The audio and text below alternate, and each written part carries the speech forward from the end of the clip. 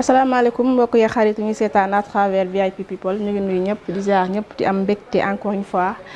dalal leen koo xam ni kenn dootu ko présenté Sénégal ci li nga xamante ni rek moom lay yëngu muy sàmm suñuy valeur yi nga xamante ni rek ñun moom la ñu am Sénégal. tey nag ñu am plaisir vraiment dalal Mame Matar Gueye nekk vice président ONG Jamra tey man moom la ñu dalal fas yéene waxtaan ak moom ci li nga xamante ni rek moom mooy actualité réew mi dañ koy daal di nuyu rek maam. bàyyi la nga nuyoog internet VIP People ñuy seetaan. waaw jërëjëf soxna Bintou Rassoul. Bintou Rassoul borom tur bu tedd bi di am mbégte bu mag a mag ci ganasi bi ngeen ma ganati yow ak sa naataango yu waa Tacko TV. ma am yaakaar ne laaj ak tontu yi ñu fas yéene seq ak yéen dinañ si jëlee njëriñ ñun ñi ci plateau bi kazalika mboolem téléspectateurs yi incha allah. maam ginnaaw bi nga nuyoog internet VIP People ñu seetaan dañuy doole rek waxtaan bi ak actualité bi nga xamante ni jamono ji lëmbe na lool suñu réew muy drogue bi nga xamante ni mooy volet xale yi di ko utiliser mu doon loo xamante ni mu ngi def ravage mu ngi yàq xale yi mu ngi li muy rey bari na maara day taali tey loolu la mooy ci seen taxawaay. ci drogue xam nga yàlla dafa dogal ñun Jamra avant ñuy nekk ONG nous étions d'abord un journal. loolu lu bari dañuy faral di ko réere mbir mu di que format magazine la woon mel ni Jeune Afrique wala Nouvel Horizon ñu tuddee ko Jamra avec comme sous-titre la revue mensuelle des dossiers sociaux. D'accord. Alors comme il fallait s'y attendre bi ñu ko sosé en février 1983 ça fait quand même 39 ans. Okay. Comme il fallait s'y attendre ci période boobu mbirum sinébar dafa commencé woon di lëmbe au niveau des couches les plus sensibles de la population mu di tout tànk yi donc ci la drogue bi defoon son apparition dans les lycées les collèges et les universités moo tax nag dañu amoon comme ay vendeurs de journaux ay étudiants yoo xam ne dañ koy yóbbu ci campus bi di ko fa jaay mais en plus de ça ñoom dañu daan faral di inviter les week-ends ñuy animer des journées de sensibilisation sur les dangers de la drogue. Voilà kon nag Jamra yàgg na nekk préoccupation pour ñun. ndax li taxoon ñun ñu defoon ko itte moo di narcotrafiquants yi dañu commencé di organiser wu pour di cibler les franges les plus fragiles c'est-à-dire les jeunes. ndax boroom xam-xam yi dañuy wax ne. Quand on veut détruire un pays weesu nañ jamono bombe atomique yeeg chars de combat yeeg les avions bombardiers léegi il suffit d'attaquer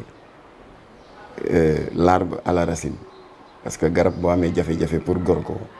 masalan lu day ni baobab soo amee pexe posone racine yi reen yi bu deewee rek garab gi dee na voilà kon léegi dafa mel ni y a des forces obscures qui s'obstinent sous divers procédés di détruire des jeunesses des pays émergents. Alors moo taxoon nag ñun ñu accès suñu commencement combat ci mbir moomu la.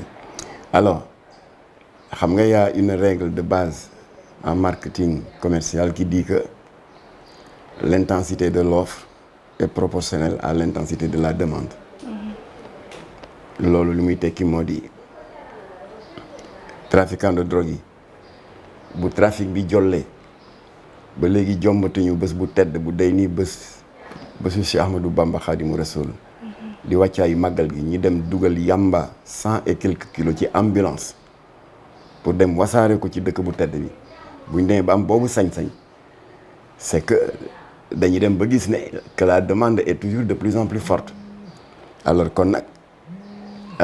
ñi nga xam ne ñoom ñooy les cibles de cette demande comme tout le monde le sait moo di les plus jeunes alors les plus jeunes fi leen narcotrafiquants yi jekkoo c'est surtout à travers les réseaux sociaux donc ñoom am nañ ay sites di ci def propagande les nouveaux produits comme ni industrie des produits ménager di defee la promotion d'une nouvelle marque de lessive dama la ciy jox benn exemple que vous avez peut-être vu dans les réseaux sociaux am na benn site buy gëmloo xale yi ne ñaari xeetu drogue moo am d'abord dañuy jël catégorie drogue yi nga xam ne gàncax yuy sax la masalan chanvre indien te ñu di ko tuddee fii yamba bu dee mu ngi jógee Mali ñu tuddee ko tuddee cannabis wala lopito bu dee Nigéria la jógee wala brown hashish marijuana bu jógee dans les pays du Maghreb alors yooyu yëpp nga xam ne ay drogue la ay gàncax la yuy sax narcotrafiquants yi dañuy jël catégorie boobu yëpp tuddee ko drogue douce. De l'autre côté ils ont identifié beneen groupe de drogue boo xam ne drogue douce yi la ñuy jël toggaat ko en laboratoire pour yokk dangaru tooke bi bokk na ci cocaïne bi nga xam ne c'est issu des feuilles de coca yi sax en Amérique du Sud bokk na ci opium ñu ngi ko jëlee ci capsule de pavot bi sax dans les pays sud-américains bokk na ci la morphine qui est un dérivé de l'opium ou bien l'héroïne qui est un dérivé de la morphine yooyu nag c'est des drogues très chères parce que dañ ko toggaat en laboratoire transformé ko sous forme de poudre de comprimé te ecstasy bii xew tey te ñu di ko wax volet ci catégorie boobu la bokk donc narcotrafiquants yi jël catégorie boobu tuddee ko drogue dure moo tax ñoo gën a cher pour jël kaawu héroïne gramme bi rek gramme bi 80 000 francs la ce qui veut dire narcotrafiquant boo xam ne il a réussi à introduire au Sénégal ne serait-ce que 10 kilos il a 800 millions de valeur marchande garantie alors xale yu bari nag comme que amuñu chance comme ñun adultes yi am benn capacité de discernement yi dañu naan drogue douce dafa am ak dure teema tànn douce foofu la ndëgg sërëx bi nañu daal di tomber dans le piège. Voilà donc laal nga góom bi ndax fii ñu tollu tembe volet ci turam dëgg-dëgg di ecstasy. mais drogue en général de manière générale. waaw waaye volet bi moo nekk d'actualité moom la jeunes yi gën a bëgg waaye yeneen drogue yaa ngi fiy dox cocaïne baa ngi fiy dox héroïne bi morphine bi lopito bi jóge Nigéria brown bi jóge Ghana yoo ngi fiy dox. alors pour sa question concernant volet bi d'abord mbirum drogue ñun ba ñu dalee di ci taxawu xale yi seetlu biñ ci def mooy koo ci waxtaanal surtout bu fekkee dafa dem ba sori ci toujours dañ ciy bëgg a génnaat moo tax Latif dafa leen daan faral wax ne que la meilleure formule la plus pertinente solution pour ne pas pour échapper au fléau de la drogue c'est de ne jamais commencer. alors boo ko see ba commencer doo xam kañ ngay arrêter alors ñoom dañ koy def parce que xam nga àdduna bi léegi évolution bi le rythme de vie le modernisme daf ñu imposer un rythme de vie beaucoup plus dur que par le passé. tout va vite très vite. étudiants yi ils ont beaucoup plus de matière à mémoriser et à traiter ñi nga xam ne ñu ngi ci di nga évoluer au niveau de la vie adulte professionnelle ils sont obligés de se recycler sans cesse pour ne pas être dépassés. alors rythme de vie boobu contraintes yu bees yooyu nga xam ne modernisme bi moo ko imposé à l'homme d'aujourd'hui ñi nga xam ne ils sont structurellement faibles te mënuñu ko supporter dañuy jéem a échapper à cette pression en utilisant des dérivatifs yi ci gën a néew mooy ay stimulants ay excitants sangara café et cetera waaye bu ñu bëggee obtenir des effets beaucoup plus radicaux ñu daal di dugg ci mbirum drogue. kon sur le principe on ne peut pas les condamner parce que ils sont à la recherche de sérénité de calme pour échapper à cette vie turbulente et rebelle waaye le problème mooy ils sont en train de s'y prendre en s'empoisonnant en s'intoxiquant foofu le problème bi ne kenn mënu leen condamner ci li ñuy wut ils sont en quête d'un bonheur d'une stabilité waaye nañu koy wutee mooy ñu ngi posone waale seen bopp ba pare nag di causer du tort à leur environnement parce que xam nga boo nekkee sous l'effet de la drogue doo ànd ak sa sago te ku àndul ak sa sago doo xamee loo moom ak loo moomul ku àndul ak sa sago doo mën a jaamu yàlla ku àndul ak sa sago doo amal njëriñ sa réew. alors kon nag li nga xam ne moo nekk d'actualité mooy dégâts bi volet bi di def alors autant yamba bi gën a siiw fii ci dëkk bi boo déggee ñu ne mu ngi def effet ci nit ki c'est-à-dire di créer des troubles comportementaux des hallucinations visuelles ou auditives di texali nit ki sagoom la ko waral mooy drogue boobu dafa am un principe actif moom la ñuy wax le THC le tétrahydrocannabinol de la même manière volet te bari ay tur am na ñu ko tuddee ecstasy de son nom de laboratoire ñii di ko tuddee la pilule de l'amour ñii di ko tuddee comprimé sawarna parce que effectivement on verra tout à l'heure lu tax muy sawarloo nit alors volet moom itam dafa am principe actif bu tuddee MDMA qui est à base de forts concentrés d'amphétamine. Amphétamine nag c'est une imitation de l'amphétamine naturelle bi yàlla def ci jëmmu doomu aadama ñu di ko wax adrénaline ñun ñi ñëpp ba ñu nekkee lycée et collège jàng nañ sciences naturelles qu'au niveau des reins am na des glandes surrénales qui produisent benn hormone de l'activité bu ñu tuddee adrénaline bu ñu nekkee en activité di dox ay escalier di waaxu ci mbedd mi ñuy lire wala ñuy réfléchir c'est l'adrénaline qui stimule les cellules musculaires les cellules nerveuses selon les besoins waaye nag daf koy doser de manière naturelle léegi nag trafiquants de drogue yi fexe nañu ba imiter parfaitement la formule chimique de l'adrénaline muy amphétamine bi daal di ko détourner de son usage médical initial alors volet nag c'est un fort concentré d'amphétamine léegi nag amphétamine lan lay def ci nit sous l'effet d'amphétamine cerveau doomu aadama neurones yi c'est donc les cellules nerveuses du cerveau dañuy libérer benn neurotransmetteur benn substance qui transporte l'information d'une cellule nerveuse à une autre à travers benn pont bu tudd synapse waaye nag en règle générale lorsque une cellule nerveuse a fait passer l'information d'une cellule nerveuse à une autre neurotransmetteur bi day inactivé alors cellule initiale bi daal di reprendre son neurotransmetteur le drame avec les amphétamines cette reprise est bloquée mën nañ ko comparer ak un conducteur qui arrive benn carrefour bu am ay feux de signalisation mu fekk feux yëpp tàkkandoo vert orange rouge lan lay def alors moo tax nag amphétamine bi nekk ci ecstasy di jannaxe xale yi ndax dina leen jox une fausse impression de déborder d'énergie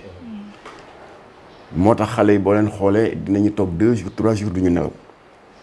te yaramu doomu aadama dafa soxla quand même repos pour se régénérer du ñu lekk am na ñu ko tuddee sax le coupeur de faim ba noppi itam dañuy am des comportements qui frisent le ridicule di nga si gis kenn kuy jékki-jékki lu am xorom mu ree lu amul xorom mu ree alors ba pare di maigrir ñaare dañuy wow koŋ alors di leen jox nag une fausse impression d'euphorie et d'immortalité en France am na ci koo xam ne dafa jëloon benn surdosage d'amphétamine yéeg 6e étage doon seeti bàjjanam xaw ma lan jékki rek ne moi je peux sauter et voler daal di ko gëm donc mën na créer des suicides non voulus xale bi dafa mujj tëb et évidemment 6e étage tu ne peux pas survivre ci la ñàkkee bakkanam ecstasy moo ko teg alors maa ngi féliciter les autorités du ministère de l'Intérieur parce que bi Jamra alerté am naa ci séance de travail avec le ministre de l'Intérieur et de la Sécurité Félix Antoine Diome jox naa ko toute une documentation ci musiba bi ecstasy bi di def dans le milieu scolaire surtout que léegi prix bi dafa wàññeeku parce que daaw comprimé bi yéegoon na ba 25 000 francs l'unité janvier bii ñu génn mu wàcc ba 15 000 francs weer wii ñu nekk nii du mois de septembre fi may wax yéen mu ngi à 5 000 francs ça ne veut pas dire que dañuy vendre un produit au rabais au contraire dañuy jël tooke bi jaxase ko ak un autre produit pour mu sakkan fa la danger bi ne nag voilà comme que dafa am des produits de contrebande des produits interdits et dangereux pour la santé yu ñu ciy jaxase moo tax nag prix bi ñu kase ko ba 5000 francs. Alors ñu bëggoon nag dolliwaat ñaax autorités yi qu'il est urgent que l'axe terrestre bi Jamra wax autorités yi pour ñu bàyyi ci xel ñu commencer agir à ce niveau-là mu di l'axe terrestre Banjul Bissau Dakar ba ñu ko waxee commissaire brigade des mœurs di kii commissaire Florence Mendy yàlla dogal na def na waru garam ba am na ku mu jàpp le mois dernier waaye nañu continuer brigade yi ndax volet mu ngi takkarnaase ci boîte de nuit te lu doy waax maam doguma la Sénégal fi lañ koy jaayee léegi fu ñi Sénégal fii ñu ngi ko fiy jaay léegi di ko jaay xale yi waaw xam nga biñ ko jëlee ci les axes routiers du gros trafic Bissau Banjul Dakar léegi dafa dugg ci dëkk bi ba pare nekk en vente libre aux abords de certains établissements mais surtout dans les boîtes de nuit moo tax nag ma bëggoon profiter ci antenne Takku TV ak VIP wax waajur yi d'ailleurs sax dinaa leen ko jox boo leen dem en PC ngeen mën ko won waajur yi dafa niroog tàngal dafa rafet rond am na yu rose am na yu vert am na yoo xam ne dafa mel ni comprimé Doliprane ak yooyu mais en couleur lay doon kenn du ko fooge moo tax daal li ci am solo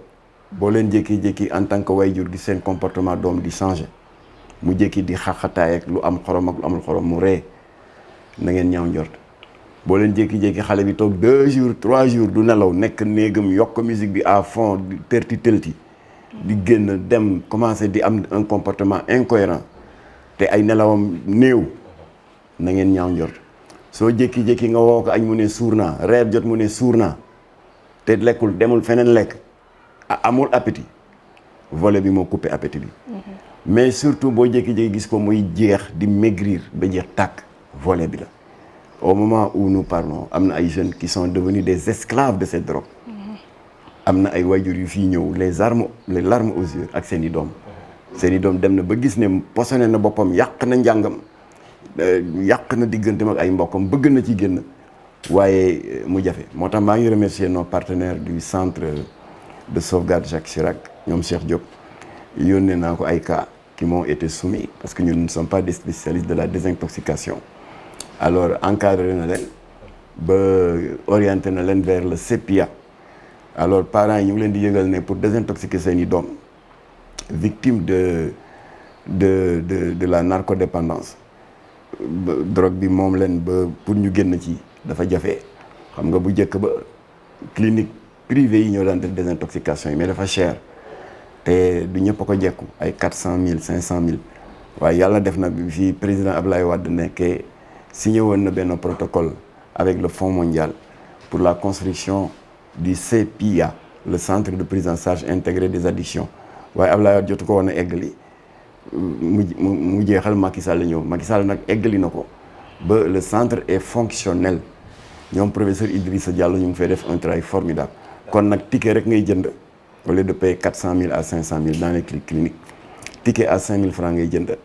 pour la prise en charge bu ko defee nag ñoom ñu defal la benn diagnostic xool sa niveau d'intoxication fu mu toll si lañ lay defal nag benn protocole de traitement mais dans la plupart ne c'est des victimes de la dépendance à la cocaïne ñooñu dañ leen defal benn traitement par substitution c'est-à-dire dañu jël benn produit bu xaw a mel ni day def effet cocaïne ñu di ko tuddee la méthadone buñ ko jëlee mu leen di mel ni lu leen di mandiloo comme cocaïne pendant ce temps traitement bi ñu ngi koy def en parallèle alors comme ça l'objectif c'est que il ne soit pas victime de la douleur de l'état de manque noonu daal lañ koy toppee ba ñu bari dem nañ ba tàggoo ak drogue bi